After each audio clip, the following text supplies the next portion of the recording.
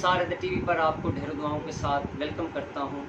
دعا ہے خالق اکبر محمد و آل محمد کے صدقے میں آپ کی توفیقات میں اضافہ فرمائیں، آپ صدا سلامت تا قیامت رہیں۔ جیسا کہ تمام دوست جانتے ہیں کہ میں مختلف مندرجات، مختلف عملیات اور مختلف شاعری یعنی کہ کچھ اشعار اور غزلیں مختلف عاملین کاملین کی زیارتیں آپ کو کرواتا رہتا ہوں۔ آج اس ہستی کو میں آپ کے ساتھ ملوانا چاہ رہا ہوں۔ یہ ایک بہت بڑی علمی شخصیت ہیں، اپنی مثال آپ ہیں۔ خالق کائنات نے محمد و آل محمد کے صدقے میں ان کے اوپر بہت بڑی عنایات کی ہیں، عنایات سے نوازا ہے ان کو۔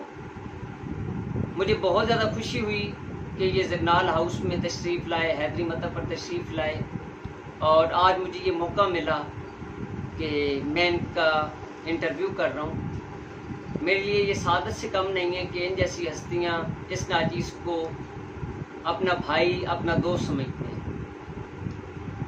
میری مراد میرے بہت ہی قابل احترام دوست اور بھائی حافظ حبیب اللہ طبیب صاحب ہیں، جو کہ میر پرخاص سے تعلق رکھتے ہیں۔ عرصہ 20 سال سے روحانیت اور حکمت کے ساتھ ان کا تعلق ہے، بہت گہرا تعلق ہے۔ ماشاءاللہ ان کی 2 کتابیں بھی آ چکی ہیں، وہ انٹرویو کے اینڈ پہ میں انشاءاللہ کتابیں بھی آپ کو دکھاؤں گا۔ تو آئیے میں آپ کی ملاقات کرواتا ہوں حبیب اللہ طیب صاحب کے ساتھ۔ السلام علیکم۔ وعلیکم السلام ورحمۃ اللہ وبرکاتہ۔ آپ کیسے ہیں؟ میں الحمدللہ عافیت سے ہوں، خیریت سے ہوں۔ آپ ٹھیک ہیں؟ الحمدللہ، خالق کائنات کرم نوازی ہے۔ میں فرسٹ آف آل تو آپ کا انتہائی شکر گزار ہوں کہ آپ دلگنگ تشریف لائے میرے پاس اور ہمارے چینل کو آپ نے وقت دیا۔ یہ میری بھی خوش بختی ہے کہ آپ سے ملاقات ہو رہی ہے، آپ کا دیدار ہو رہا ہے۔ خالق کائنات ہم لوگ نے زمان میں رکھی۔ آمین سی۔ تو میں بلا تاخیر سوالات کی طرف آتا ہوں۔ جی، تو یہ فرمائیں کہ آپ روحانیت میں کس طریقے سے آئے؟ اصل میں بات یہ ہے کہ روحانیت کے حوالے سے تو ہمارا سلسلہ جدی پشتی ہے۔ ہندوستان سے میرے نانا رحمۃ اللہ علیہ میاں جی جمال الدین آئے۔ وہ صرف روحانی بزرگ ہی نہیں، روحانی عامل بھی تھے۔ نظام الدین دہلی سے وہ پڑھے ہوئے تھے۔ پھر میرے والد صاحب جن کا حال ہی میں 6-7 مہینے پہلے انتقال ہوا ہے، وہ بھی روحانی شخصیت تھے۔ پھر میرے بھائی بھی اور ہمارے عزیز آج بھی جو ہندوستان میں ہیں یا پاکستان میں ہیں، وہ عملیات اور روحانیت ہی کی طرف سے ہیں۔ تو یہ تو ہمارا ایک سلسلہ ہے، قدیم سے چلا آ رہا ہے۔ تو روحانیت میں تو ہم پیدا ہوتے ہی کے ساتھ روحانیت میں تھے۔ جی یہی بات ہے، روحانیت انسان کے ساتھ جاری ساری ہے۔ باقاعدہ طور پر عملیات کی لائف کس طریقے سے؟ عملیات تو والد صاحب بھی کرتے تھے، جو فی سبیل اللہ کرتے تھے۔ میں سن 2001 میں اس طرف متوجہ ہوا، طب یونانی کی طرف اور روحانیت کی طرف۔ 2003 کے اندر باقاعدہ میں نے آستانہ شروع کیا۔ الحمدللہ تقریباً 21 سال ہو چکے ہیں اس کی طرف، اور 18 سال تقریباً آستانے کو ہو گئے ہیں۔ واہ، زبردست۔ تو کیا آپ علم روحانیت کے اندر قرآن پاک سے کام کرتے ہیں مکمل طور پر؟ جی الحمدللہ، ہمارا سارا کا سارا کام جو ہے وہ قرآن پاک سے ہے۔ کچھ ایسا بھی ہے کہ روحانی مشقیں، تقاضے توجہ کی مشقیں بھی کرواتے ہیں، لیکن زیادہ تر جو کام ہمارا صرف قرآن کریم سے۔ اچھا حافظ صاحب، دیکھا گیا ہے کہ 99% لوگ ان کا دماغ اس طرف بنا دیا گیا ہے کہ کالے علم کا توڑ کالے علم سے ہی ہوتا ہے۔ پہلے تو کالے علم کو سمجھ لینا چاہیے، اس کی اقسام اور یعنی کہ اس حوالے سے، اس کے توڑ کے حوالے سے بات کی جائے۔ اصل میں ابھی ایک تو یہ مشعل راہ کے اندر میں نے لکھا ہے، میں ایک اور کتاب لکھنا چاہ رہا تھا کہ صرف جادو کے حوالے سے تحقیق کر رہا تھا۔ تو میں نے مختلف چیزیں پڑھی تو مجھے بڑا دھچکا لگا، یار یہ کالا علم کالا ہوتا کیوں ہے؟ کیوں؟ ایک تو پھر جو کتابوں کے اندر بات تھی کہ کلکتہ کے اندر ایک کالی دیوی ہے۔ جی، پہلے جو لوگ کالے علم کیا کرتے تھے، کلکتہ کا نام کالی دیوی پر پڑا۔ کالی دیوی کے پاس جو عاملین جایا کرتے تھے، وہاں جو پہلے انسانوں کی بھیڑ چڑھایا کرتے تھے، جی، انسانوں کو وہاں کالی ماتا کے حوالے سے، کالی ماتا کے، تو کالی ماتا کے چرنوں کے اندر وہ جو بھیڑ چڑھایا کرتے تھے یا وہ انسانوں کو ذبح کر، آج تو ایسا صورت نہیں ہے، آج بھی وہ وہاں جانور ذبح کرتے ہیں، جانور پھر وہاں جا کر۔ تو اصل جو لفظ کالا علم جو ہے وہ کلکتہ کی وجہ سے، کالی دیوی کی وجہ سے ہے، تو وہاں سے شروع ہوا۔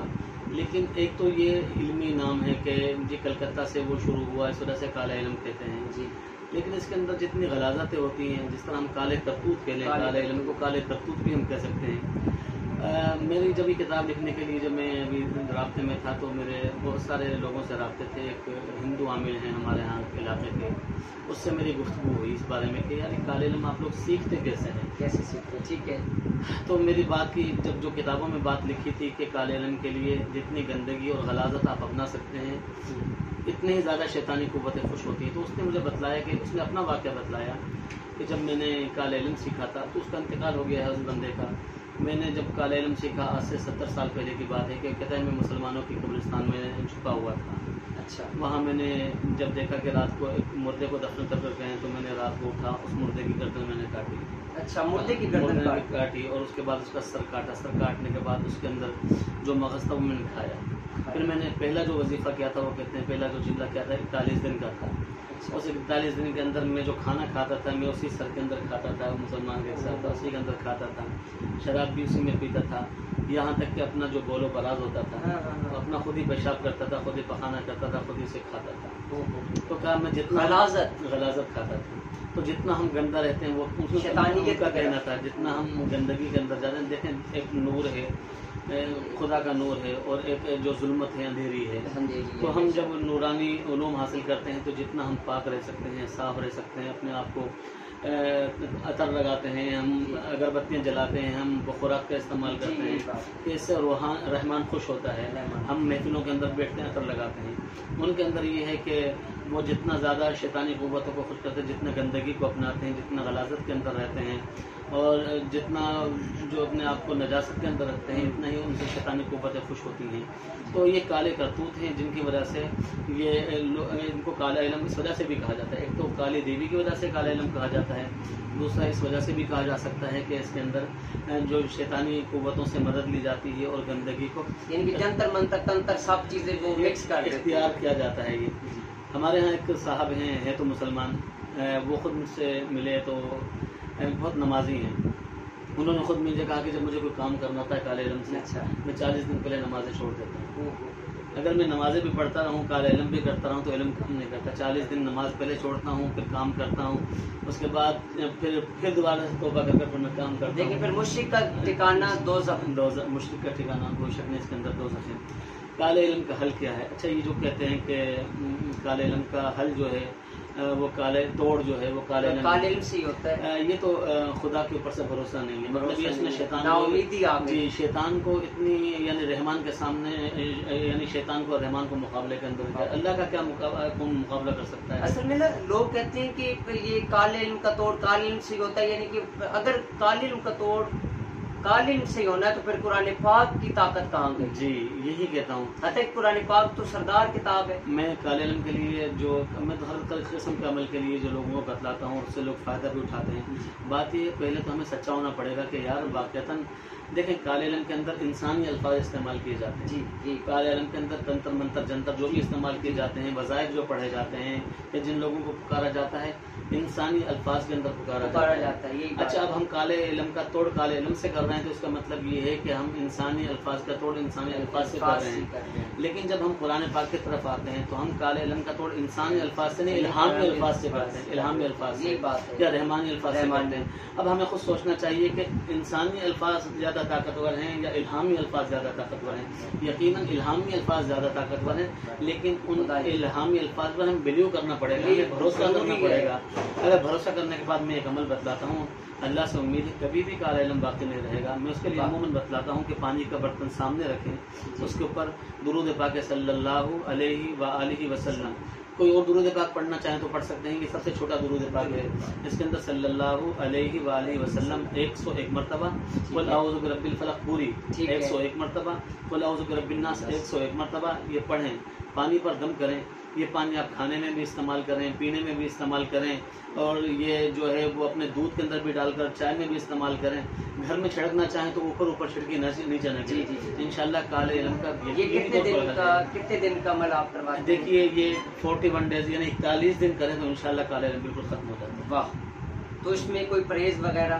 کوئی پرہیز نہیں ہے. دیکھیے بس یہ کہ انسان باوضو رہے, نمازوں کی پابندی کرے, تلاوت قرآن کریم سے جڑا رہے, درود پاک پڑھتا رہے, یہ چیزیں کرتا رہے, روحانیت کے اندر رہے. تو میں روحانیت کو یہ کہ موصفل ہے کہ آپ ذکر و اذکار کرتے رہیں گے, وظائف سے جڑے رہیں گے تو موصفل لگا رہے گا, کالے علم کا کوئی مچھر آپ کو ڈسے گا نہیں. اصل میں کئی لوگ کہتے ہیں کہ جی ہم کالے علم کا توڑ کر رہے ہیں قرآن پاک کے وظائف کے ذریعے یا آیات سے یا صورتوں کے ذریعے, تو آپ نے فلاں جگہ پہ نہیں جانا, فلاں جگہ پہ نہیں جانا, تو کیا اس طرح کی آپ بھی کوئی یہ ممکن نہیں ہے. میں کوئی پابندی, میں کہتا ہوں آپ میت والے گھر پہ بھی جائیں, شادی والے گھر پہ بھی جائیں, سمندر پار بھی چلے جائیں. دیکھیں روحانیت تو بالکل آپ کے ساتھ ساتھ ہے نا, جو آپ پڑھ رہے ہیں, جو آپ کر رہے ہیں. جب ہمارے جیب کے اندر منی پڑی ہوئی, پیسے پڑے ہوئے ہیں, جب ساتھ جا رہے ہیں, روحانیت ایسی تو نہیں ہم گھر پہ چھوڑ کر پھر جائیں گے. جب ہمارے کپڑے ہمارے ساتھ جا رہے ہیں تو روحانیت تو روح ہی ہے, روح سے تعلق ہے نا. ہم نے جو روٹی کھائی تھی وہ ہمارے جسم میں پڑی ہوئی ہے. اب اس روٹی کے ساتھ ہم سمندر پار بھی کر رہے ہیں, میت والے گھر میں بھی جا رہے ہیں, تو یہ غذا کی جو روح ہے وہ تو روحانیت ہے نا. قرآن پاک ہے, جو ہم وظائف کر رہے ہیں یہ ہمارے جس طرح معدے کے اندر غذا پڑی ہوئی ہے, اس طرح ہمارے روح کے اندر یہ پڑی ہوئی ہے. تو یہ ہمیں ہر جگہ روح کی غذا ہے. جی قرآن پاک یہ روحانیت روح کی غذا ہے. بے شک بے شک. تو ماشاءاللہ آپ بہترین شاعر بھی ہیں, تو شاعری میں سب سے زیادہ کون سی صنف کو آپ نے استعمال کیا؟ میں شاعری کے اندر ویسے نثر نگار بھی ہوں, میں اچھا نثر نگار ہوں, تو نثر بھی اچھا لکھتا ہوں. اچھی تو قاری نے فیصلہ کریں گے, لکھتا ضرور ہوں. شاعری کے اندر مجھے غزل زیادہ پسند ہے, اور ابھی تک میں نے غزلیں ہی کہی ہیں. تو اپنی کوئی غزل ہمارے ناظرین کو پیش کریں. آتش, بس دو چار میں سنا دیتا ہوں جو برجستہ ذہن کے اندر. آتش دل نہ تھی لگا دی گئی, آتش دل نہ تھی لگا دی گئی, تلخ قسمت نہ تھی بنا دی گئی, میری خوشیوں کا قتل عام ہوا اور سزا بھی مجھے سنا دی گئی. واہ واہ, فی الحال تو دو مصرع ذہن میں. واہ واہ واہ, ماشاءاللہ بہت زبردست. اچھا, عاملین کی مختلف ریاستوں کے اندر ناکامی کے اسباب پہ آپ کیا کہنا پسند کریں گے؟ بات یہ کہ سب سے پہلے تو دیکھا جائے کہ آپ ان کا کوئی استاد ہے نہیں. استاد کے لیے میں کہتا ہوں استاد ایک اسکیل ہوتا ہے. اسکیل ہے, استاد ہو گیا, رہنما ہو گیا, مرشد ہو گیا, وہ ایک اسکیل کی طرح ہوتا ہے. اول تو جس کا کوئی اسکیل نہیں, اس کی لائن ہمیشہ ٹیڑھی آئے گی. تو جن عاملین کی لائن ٹیڑھی ہوتی ہے یا تو ان کے پاس استاد نہیں ہوتا, یا استاد ہوتا ہے تو وہ کامل نہیں ہوتا. اگر کامل استاد مل جائے تو کامل استاد کی پہچان سب سے پہلے تو کیا ہے؟ کامل استاد کی پہچان یہ کہ اہل علم اس کو مانتے ہیں. عام لوگ تو رش لگانے کے لیے تو ہم بہت ساری شعبہ بازیاں کر رہے ہیں, بہت زیادہ, لیکن دو نمبری بہت زیادہ ہو چکی ہے. اچھا عامل کو پہچاننے کی ایک ہی صورت ہے کہ اہل علم جو ہیں اس سے متاثر ہوتے ہیں, اور اہل علم کہیں کہ یار اس کے اندر استاد بننے کی صلاحیت ہے. اچھا, ایک تو استاد کامل ہو اور سکھانا کی اس کے اندر جو سکھانے کا وہ مائنڈ بھی رکھتا ہو کہ میں سکھانا چاہتا ہوں. اگر کسی کو جو ایسا استاد مل جاتا ہے خوش نصیبی سے, جو کہ بڑی کم نصیبی ہے کہ استاد اچھے ملتے نہیں, اگر مل جاتا ہے تو پھر میں سمجھتا ہوں روحانیت کی لائن ٹیڑھی نہیں ہوگی, وہ لائن سیدھی ہو جائے گی. دوسری بات یہ کہ ہم آگے دوڑ پیچھے چھوڑ والا کام کرتے ہیں. یہی بات, ہم عامل جو لوگ ہیں نا, ہم یہ کرتے ہیں کہ ہم سمجھتے ہیں ایک ہی دن کے اندر نا ہم بہت سارے, دیکھیں ایک تو نالج تو آپ بہت ساری کتابوں سے, بہت سارے استادوں سے لے لیں گے, لیکن کسی عمل کا جو قوت آپ کو چاہیے, تو میں کہتا ہوں جس طرح میں کہتا ہوں نا, ایک چیز کو ہم ایک جگہ, ایک پودا میں نے یہاں لگایا, وہ بڑا نہیں ہوا, چند دن بعد میں نے یہاں لگا دیا, پھر میں نے یہاں لگا دیا. عاملوں کے ساتھ یہی مسئلہ ہے, وہ ایک عمل کرتے ہیں یار اس میں فائدہ نہیں ہو رہا, پھر اس کو اٹھا کر دوسری شروع کر دیتے ہیں, تو یہ پودا کبھی بھی درخت نہیں بنتا. درخت بننے کے لیے میں کہتا ہوں عامل کے لیے سب سے ضروری ہے جو بیٹھنا جانتا ہے. جو بیٹھنا نہیں جانتا وہ کبھی بھی عامل نہیں بن سکتا. اسے چاہیے کہ اس فیلڈ میں قدم ہی نہ رکھے. جس کے پاؤں کے اندر پھیرا ہے, جو چکر مار رہا ہوتا ہے, بھاگ رہا ہے, چل رہا ہے, وہ اس فیلڈ کے اندر نہ ہے. جو بیٹھنا جانتا ہے, تصور جانا کیے ہوئے, جو بیٹھنا جانتا ہے, جو کئی گھنٹے بیٹھ سکتا ہے, اندھیرے کے اندر بیٹھ سکتا ہے. میں تو اندھیرے کے متعلق ایک بات کہتا ہوں کہ اندھیرا بڑا روشن ہوتا ہے, اندھیرا بڑا روشن ہوتا ہے, اور روشنی بڑی چلاتی ہے, بہت چیختی ہے. جو اندھیرے کے اندر بیٹھنا جانتا ہے, تصورات کی دنیا کو قائم کر نہ سکتا ہے, وہ فیض پا لیتا ہے. اس کو تو ناکامی کی وجہ یہ ہوتی ہے کہ وہ سمجھتے ہیں کہ بہت ساری چیزیں. میں کہتا ہوں آپ کے پاس ایک عمل ہونا چاہیے, ایک انعام سمندر ہے, آپ اسی کے عامل ہو جائیں, اسی پر لگاتار محنت کرتے رہیں, محنت کرتے رہیں, ہر چیز کے اندر کام, وہ پودا ایک درخت بن جائے گا. پھر آپ کی قوت ارتقاء اتنی مضبوط ہو جائے گی, آپ ایک پیچکس سے پوری موٹر سائیکل کھول لیں گے. ماشاءاللہ, حب کے اعمال کے حوالے سے بھی کافی دوست جو ہے نا وہ کہتے رہتے ہیں کہ حب کے اعمال ہونے چاہیے. اب محبت جو ہے نا وہ بہن بھائی کی بھی ہے, میاں بیوی کی بھی ہے, بچوں کے حوالے سے بھی محبت ہے. جب محبت کے اندر عملیات بہت سارے ہیں, لیکن میں ہمارے حکم میں آپ ہمارے حکم کے اندر میں تمام اعمال کے اندر کہتا ہوں کہ جو ہم طب یونانی کے اندر بھی ایک بات کہتے ہیں، عمل جو ہے نا، میں یہ نہیں کہتا کہ آپ پوری سورہ بقرہ پڑھیں، سورہ آل عمران پوری پڑھیں، میں اس کا قائل نہیں ہوں. میں کہتا ہوں جو قلیل المقدار ہو، کثیر المنفعت ہو، سہل الحصول ہو، تین چیزیں، چھوٹی سی چیز ہو اس کے اندر منفعت زیادہ ہو، فائدہ زیادہ ہو اور آسانی سے بولی جانے والی ہو. کام خرچ بالا نہیں. جی چھوٹے، تو اس کے اندر میں نے ابھی جو بہت کامیاب جس سے میں ہوا ہوں الحمدللہ، بہت ساری چیزیں ساری کامیاب ہیں لیکن بہت چھوٹے. میں محبت کے لیے، یہ جائز محبت کے لیے، اللہ کا نام ہے یا ودود. اچھا سارے عامل استعمال کرواتے اس کو، میرا طریقہ ذرا مختلف ہے، اس کو میں کرواتا ہوں. آپ اس کے اندر وہی تنہائی آئے گی، تنہائی کے اندر آپ ایسے کریں جو آپ کا محبوب ہے، محبوب سے مراد آپ کی بیوی بھی ہو سکتی ہے، کوئی بھی جس سے آپ جس کو آپ اپنی محبت کے اندر گرفتار کرنا چاہتے ہیں. اس کے لیے یہ کریں کہ آنکھ بند کر کے بیٹھ جائیں، اس کو تصور میں دیکھیں کہ میرے سامنے بیٹھا ہوا ہے. آپ پھر اپنی انگلی لے کر اس کی پیشانی، ہم اس کو تھرڈ آئی کہتے ہیں، اپنی جو انگلی ہے اس کی تصور کے اندر، خیال کے اندر اپنے ہاتھ کو کسی چیز پر ٹیبل پر رکھ لیں یا کوئی گاؤ تکیا وغیرہ نیچے رکھ لیں. اس انگلی کو اگلے کی جو محبوب ہے آپ کی، محبوب ہے آپ کا، اس کی تھرڈ آئی، جو یہ تھرڈ آئی یہاں انگلی ایسے لگائیں اس کی دو آنکھوں کے درمیان، دونوں آنکھوں کے درمیان، دونوں آنکھوں کے درمیان، ناک جہاں ختم ہوتی ہے یہ انگلی لگا کر رکھیں. اس کے بعد یا ودودو یا ودودو یا ودودو اللہ کا نام ہے، اور تصور یہ رکھ رہے ہیں کہ میرا محبوب جو ہے ہاتھ باندھ کر بالکل عاجزی کے ساتھ، انکساری کے ساتھ میرے سامنے بیٹھا ہوا ہے. یا ودودو یا ودودو عشاء کے بعد عمل کرنا ہے. یہ کرتے رہیں، یہ تقریباً 313 مرتبہ پڑھیں. اس کے بعد خاموش ہو جائیں اور یہ امیجنگ کریں، تصور کریں کہ میرا محبوب ہاتھ پاؤں باندھ کر میرے سامنے بیٹھا ہوا ہے. 5-7 منٹ تصور کرنے کے بعد ہٹ جائیں. اس کے بعد جب سونے کے لیے لیٹے تو اسی تصور کے اندر سو جائیں کہ میرا محبوب میرے پاس بیٹھا ہوا ہے، لیٹا ہوا ہے، یا جو بھی تصور کرنا چاہیں تصور کریں. 1 ہفتہ نہیں گزرے گا، محبوب بے چین ہو کر آپ کے جو کہتے ہیں قدموں میں آ جائے گا، یہ قدموں میں آ جائے گا، محبوب آپ کے قدموں میں. اس کے ساتھ ہی دوسرا عمل بھی ہم بتلاتے ہیں، یہ تو رات کو کرنا ہے. صبح کے لیے قرآن پاک کی آیت ہے وَإِذَا سَأَلَكَ عِبَادِي أَنِّي فَإِنِّي قَرِيبٌ. یہ بھی آپ 101 مرتبہ پڑھیں، اللہ سے دعا کریں، انشاءاللہ محبوب قدموں میں آ جاتا ہے. اس کی تعداد ہونی چاہیے. وَإِذَا سَأَلَكَ عِبَادِي أَنِّي فَإِنِّي قَرِيبٌ 101 مرتبہ. اور جو یا ودود کا عمل ہے 1100 مرتبہ کر لیجیے. درود پاک کو عمل کے محبت کے عمل اول واقع 11 مرتبہ. ناجائز تعلقات کو توڑنے کے حوالے سے آج کل آپ دیکھیں کہ بہت زیادہ مسائل ہیں. یہ موبائل کی وجہ سے، سوشل میڈیا، پھر بہت زیادہ یعنی کہ مسائل، جس طریقے سے دنیا نے ترقی کی ہے اسی طریقے سے مسائل بھی کافی بن چکے ہیں. جی توڑنا دیکھیں، مجھے جب میں نے ویسے تو مشورہ کتاب لکھی تو سب لوگوں نے مجھ سے یہ جملہ بار بار کہا کہ آپ عداوت کے جو عمل کیوں لکھے ہیں، آپ نے توڑ پیدا کرنے کے عمل کیوں لکھے ہیں. یہ بہت سارے لوگوں نے مشورہ کے اندر مجھے کہا تھا. تو میں نے انہیں جواب دیا کہ دیکھیں بھائی، چھری جو ہوتی ہے نا وہ کاٹتی ہے.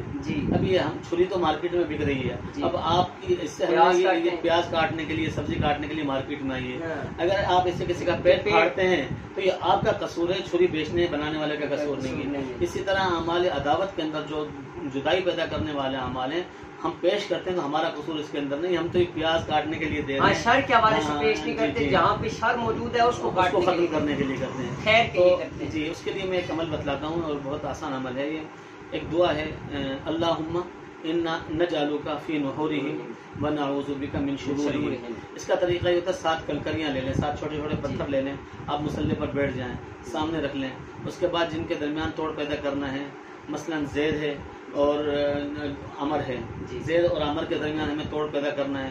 تو اب ہمیں آنکھیں بند کر تصور یہ کرنا ہے زید کا منہ اس طرف ہے اور عمر کا منہ اس طرف ہے.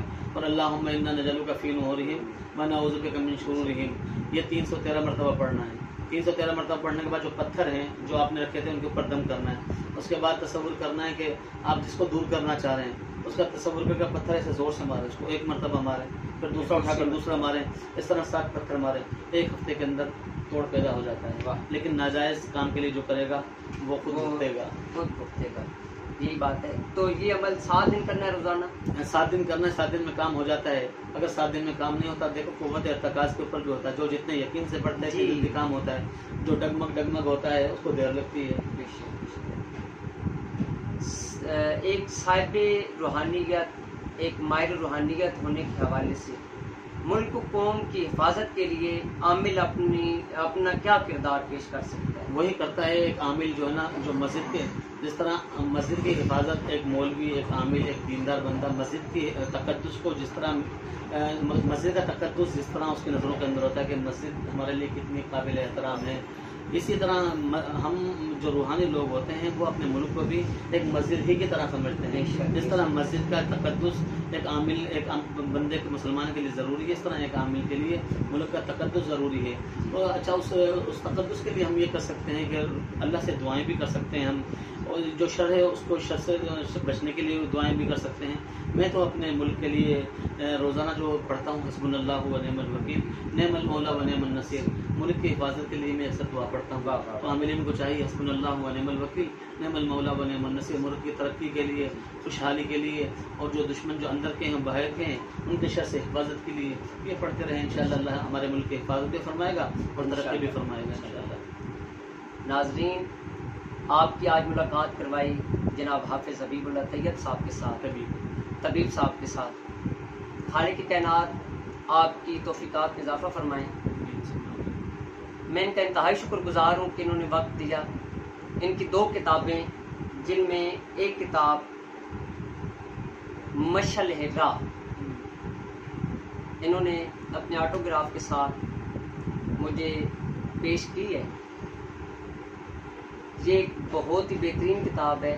اس کے اندر کافی وظائف بھی ہیں اور عملیات بھی پیش کیے گئے ہیں جو آپ اپنی زندگی کو بہتر بنانے کے لیے پڑھ سکتے ہیں.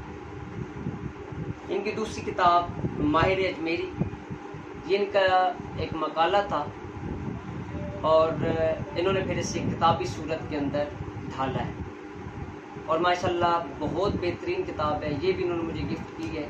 میں ان کا انتہائی شکر گزار ہوں کہ انہوں نے اپنی محبتوں سے مجھے نوازا ہے. یہ ان کی مکمل کتاب کا تعارف تھا. خالق کائنات آپ کی توفیقات میں اضافہ فرمائیں، اور میں آپ کی طرف سے اور اپنی طرف سے ابصار حیدر ٹی وی کی جانب سے اور اپنی مکمل ٹیم کی جانب سے حافظ حبیب اللہ صاحب طبیب صاحب کا شکر گزار ہوں کہ انہوں نے ہمارے چینل کو وقت دیا. ہمارا انٹرویو آپ کو کیسا لگا، ان کی روحانی باتیں آپ کو کیسی لگیں، پلیز کمنٹس کے اندر ہمیں نوازیے گا. دعاؤں میں یاد رکھیے گا. آپ کا اپنا زبار کے محمد ابصار حیدری تو فیاض اسلام کی قیمت ہے.